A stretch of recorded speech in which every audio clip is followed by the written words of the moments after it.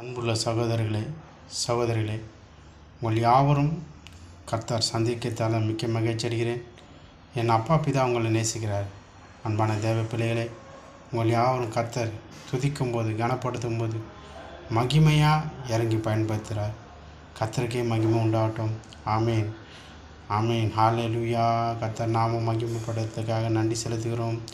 என் அப்பா பிதாவே, அன்பான தேவா, அருமை இரட்சகரே, ஆவியானவரே, ஹல்லேலூயா.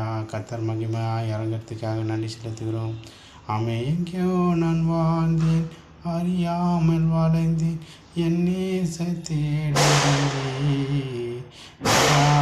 அனைத்து தங்கள் கொடுத்து மேலால் மாறிவிட்டேன். ஹல்லேலூயா. கர்த்தருக்கே மகிமை உண்டாகட்டும். ஆமென்.